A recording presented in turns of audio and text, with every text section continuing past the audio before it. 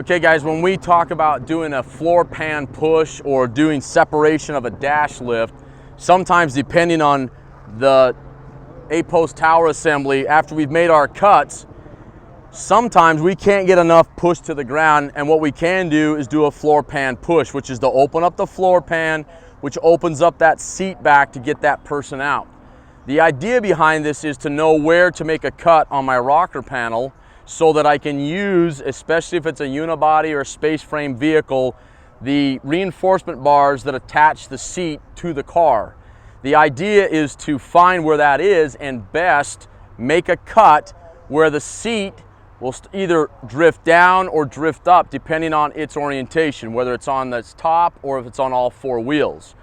When we make that cut through that rocker panel, what we do is we relieve the tension, just like we've done some relief cuts through the 8-post tower assembly, and we push or we separate with the ram or the spreader this part from our patient. Sometimes where we make that cut is too far back, and so we get the whole seat, when in reality we want to just possibly clear the feet, the impingement up there, the legs, and by doing that prior to the mass of the seat is where we get that rotation.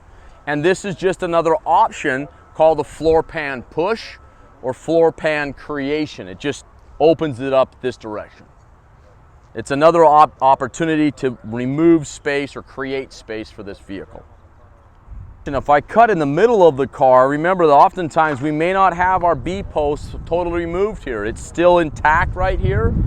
So if I cut back here, then I'm trying to separate all this. I then would have to cut that B-post out. Say this patient's decomping fairly quick. This just gives us an option to cut prior to that. I'm not saying you can't come back further to do it, but then you're going to pick up this whole seat mechanism. That's still an option, okay? But then that gets into removing part of the the rocker panel, the floorboard assembly, and basically now we're trying to remove all of this, when in reality I just need to move part of their feet and legs out of that harm's way, not their entire body. It's just another idea behind that. Remember, sometimes we won't take that B-post out to do this, what we call modified lift, or difference is that we're not rolling it, we're lifting it, so that just gives you a different option here.